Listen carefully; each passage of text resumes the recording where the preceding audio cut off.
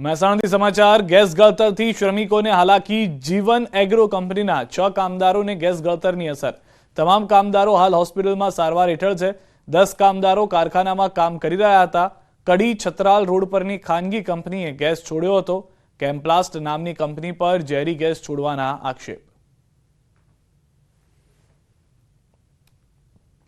કાલે સાંજે 6:30 થી 7:30 વાગે બાજુની કંપની કેમ્પ્લાસ્ટમાંથી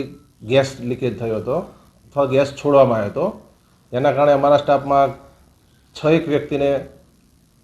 ઉધરસ અને ઉલટીની સમસ્યા થઈ અને 108 બોલાવવી પડી અને એમને દાખલ કરવા પડ્યા છે હજુ હાલ પણ દવાખાનામાં દાખલ છે ઇસ્કોન બ્રિજ અકસ્માત કેસમાં નવો વળાંક આવ્યો છે મુખ્ય આરોપી તથ્ય પટેલની જામીન અરજી પરત ખેંચાઈ છે ગુજરાત હાઈકોર્ટમાં કરેલી જામીન અરજી પરત ખેંચાઈ છે તમામ દલીલો પૂર્ણ થયા બાદ આજે હાઈકોર્ટ આપવાની હતી ચુકાદો હાઈકોર્ટના ચુકાદા પહેલા જામીન અરજી પરત ખેંચાઈ છે વડોદરાના કરજણના બામણ ગામ પાસે ગત રાત્રે સર્જાયો અકસ્માતને પગલે રસ્તા પર ટ્રાફિક જામની સમસ્યા સર્જાઈ નોકરી તેમજ અભ્યાસ અર્થે જતા લોકો ટ્રાફિકમાં ફસાયા છેલ્લા 4 કલાકથી હાઈવે પર ટ્રાફિક જામ સર્જાયો 5 કિલોમીટર લાંબી વાહનોની કતાર લાગી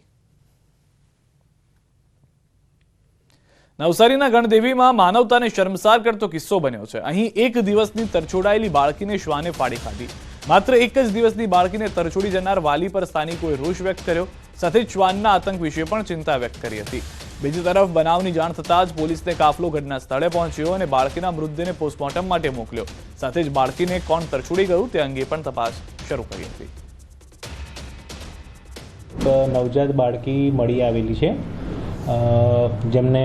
અમારે ત્યાં હેડ કોન્સ્ટેબલ જયેશભાઈ દ્વારા લાવવામાં આવેલી છે હવે એનું અત્યારે પીએમ અમે પેનલમાં કરીને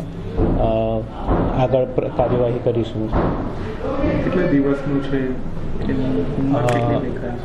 નજરે જોતા તો નવજાત બાળકી એટલે વધારેમાં વધારે 1-2 દિવસના જન્મની હોય એવું જ લાગે છે સોશિયલ મીડિયા એક્ટિવિસ્ટને માર્યો છે માર સુરતમાં વાહન ચાલકોએ માર્યાનો વિડીયો વાયરલ થયો છે વાહન ચાલકોએ પિયુષ ધાનાણીનો વિડીયો ઉતાર્યો વાહન ચાલક સાથે હાથાપાઈનો વિડીયો વાયરલ થયો સોશિયલ મીડિયામાં સતત ચર્ચામાં રહે છે પિયુષ ધાનાણી વરાછા મેઇન રોડ ઉપર ચીકુવાડી ફ્લાયઓવર બ્રિજ નીચે જે ધનુષ આકારનો બ્રિજ બન્યો છે એની નીચે અવેરનેસ માટે ઉભો તો અચાનક જ 4 કરતા વધારે લોકોનું ટોળું ધસી આવ્યું અને જીવલેણ હુમલો કર્યો છે કાપોદ્રા પોલીસ સ્ટેશન છેલ્લી 3 કલાક કરતા વધારે સમયથી આવ્યા છીએ અત્યારે મારી અરજી ટાઈપ થવાની પ્રોસેસ ચાલુ છે અને મારે અહીંયા ફરિયાદ આપવાની છે ને 4 કરતા વધારે લોકોને પોલીસ જલ્દી ને જલ્દી પકડે કોર્ટ અને અન્ય જે કઈ સિસ્ટમ કે તંત્ર છે એનાથી મને ન્યાય મળે એવી મારી અપેક્ષા છે શ્રીલંકાના કોલંબો ખાતે યોજાયેલી સાઉથ એશિયન ઇન્ટરનેશનલ ઓપન તાઇક્વાન્ડોમાં ગુજરાતના એક વિદ્યાર્થીએ દેશ સહિત ગુજરાતનું નામ રોશન કર્યું છે મૂળ તાપીના વ્યારાના પનિયારી ગામના ધોરણ 2 માં ભણતા 8 વર્ષીય ખુશ અભિષેક ઠાકોરે ગુજરાત વતી ભાગ લીધો જેમાં 1100 જેટલા ખેલાડીઓ જોડાયા હતા જેમાં ખુશે ગોલ્ડ મેડલ પ્રાપ્ત કરી તાપી જિલ્લા સહિત રાજ્યનું અને દેશનું નામ પણ રોશન કર્યું હતું કુશ મારી પાસે છેલ્લા 3 વર્ષથી છે અને શ્રીલંકા ખાતે ટુર્નામેન્ટ આયોજન થયું હતું તેમાં ગોલ્ડ મેડલ જીતી વ્યારાનું તાપી જિલ્લા અને ભારત દેશનું નામ રોશન કર્યું છે અને આગળની સિદ્ધિઓ માટે પોતે કોરિયા રમવા જઈ રહ્યો છે કુશ ઠાકોર કુશની એજ 8 વર્ષ છે છેલ્લા 3 વર્ષથી વિનય સરની અંડરમાં તાલીમ લે છે એનું ઓલ ઓવર ગુજરાત ટેકવોન્ડો એસોસિએશનમાંથી સિલેક્શન થયું છે અને એણે first JCC international Colombo taekwondo ચેમ્પિયનશિપમાં પાર્ટિસિપેટ કર્યું હતું જેમાં 1100 ખેલાડીઓ હતા એની એજમાં ગ્રીન બેલ્ટની કેટેગરીમાં ટોટલ 111 છોકરાઓ હતા જેમાં એણે ફર્સ્ટ રેન્ક મેળવીને ગુજરાતનું તાપી જિલ્લાનું અને ઇન્ડિયાનું નામ રોશન કર્યું છે સુરતમાં લાકડામાંથી અયોધ્યા મંદિરની આબેહૂબ પ્રતિકૃતિ બનાવાય હાલ દેશભરમાં રામ મંદિરની પ્રાણ પ્રતિષ્ઠાને લઈને અનોખો જુવાળ જોવા મળી રહ્યો છે ત્યારે સુરતમાં પણ અયોધ્યાની આબેહૂબ પ્રતિકૃતિ સમાન લાકડામાંથી મંદિર બનાવવામાં આવ્યું રામ મંદિરની જેમ જ ગર્ભગૃહ સભા મંડપ ગુંબજ ત્રણેય દિશાના દ્વાર સહિતની આબેહૂબ પ્રતિકૃતિ તૈયાર કરાઈ છે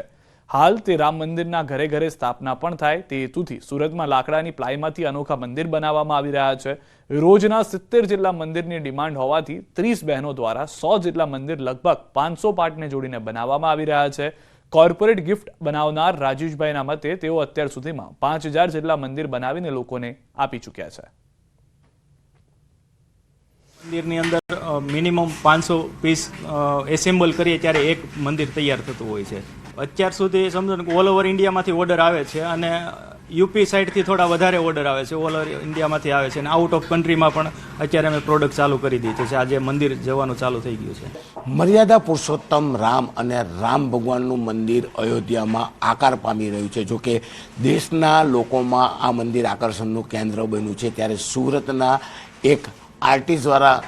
500 જેટલા અલગ અલગ પીસોને એસેમ્બલ કરીને મંદિર તૈયાર કરવામાં આવે છે. જો કે આ મંદિર 3 ઇંચથી લઈ 3 ફૂટ સુધીનું છે અને ઓનલાઈન જે પ્રકારે આ મંદિરની ડિમાન્ડ છે, દરરોજ 30 કરતાં વધુ મહિલાઓ અલગ અલગ એસેમ્બલ પાર્ટ જોડીને કહી શકાય કે 100 કરતાં વધુ મંદિરો બનાવે છે. સૌથી વધારે આ મંદિરો ઉત્તર પ્રદેશથી ઓર્ડર આવે છે, ત્યારે ભગવાન રામનું આ પ્લાયવુડમાંથી બનેલું મંદિર હાલ આકર્ષણનું કેન્દ્ર છે. કેમેરામેન ભરત બ્રહ્મભટ્ટ સાથે કીર્તેશ પટેલ, ન્યૂઝ 18 ગુજરાતી, સુરત. કડવા પાટીદારોની કુળદેવી અને જગત જનની માં ઉમિયાને માગસર સુદ આઠમના દિવસે 56 ભોગનો અન્નકૂટ ધરાવવામાં આવ્યો. શ્રી ઉમિયા માતાજી સંસ્થાન ઊંઝા દ્વારા સૌપ્રથમ વખત આ મહોત્સવનું આયોજન કરવામાં આવ્યું હતું, જેને લઈ દેશ વિદેશમાં વસતા પાટીદારો અને શ્રદ્ધાળુઓ આ મહોત્સવમાં મોટી સંખ્યામાં ઉત્સાહભેર જોડાયા હતા. માતાજીને અન્નકૂટ ધરાવ્યા બાદ પૂજા વિધિ અને આરતી પણ કરવામાં આવી હતી, જેમાં ટ્રસ્ટી, કારોબારી સભ્યો અને સંગઠનના ભાઈઓ તથા બહેનો હાજર રહ્યા અને ધન્યતા અનુભવી. માતાજીને અન્નકૂટ ધરાવ્યા બાદ મહાપ્રસાદ રૂપે સૌ ભક્તોમાં તેને વહેંચવામાં આવ્યો હતો. શ્રી ઉમિયા માતાજીનું મંદિર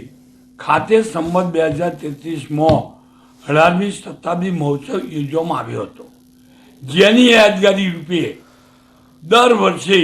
માગસર સુદ આઠમના દિવસે મા ઉમાનો 56 ભોગનો પ્રસાદ અને અંકુટ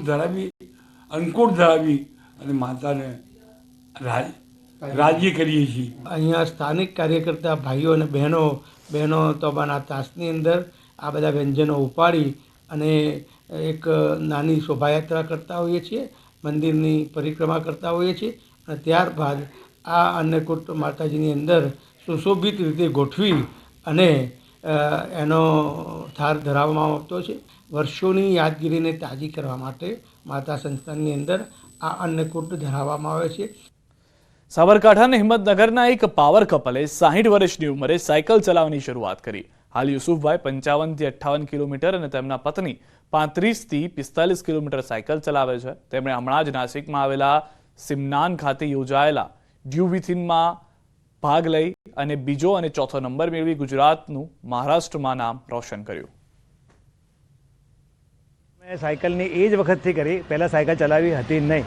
અને પહેલાં અમે શરૂઆતથી 10 કિલોમીટર 15 કિલોમીટર એ રીતે શરૂઆત કરી અને મારા વાઈફને બી મેં સાથે લીધા. એમને 5 કિલોમીટર 10 કિલોમીટર શરૂઆત કરી હતી અને આજે એ લેવલ પર પહોંચ્યા છે કે રોજની મારી એવરેજ લગભગ 58ની એવરેજ મારી છે રોજની અને મારા વાઈફની જે એવરેજ રોડની સાયકલ ચલાવે છે 35 થી 40 કિલોમીટરની પર ડે છે. હમણાં જ અમે સિન્નાર ખાતે સ્પર્ધા હતી સાયકલની, તેમાં 50 કિલોમીટરમાં મારો ચોથો નંબર આવ્યો છે. એ રીતે અમે ઘણી બધી સાયકલની સ્પર્ધાઓમાં ભાગ લીધો છે. સમાચારોમાં હાલ રોકાઈશું એક વિરામ માટે. આપ જોડાયેલા રહો ગુજરાતની number 1 news channel news 18 Gujarati સાથે.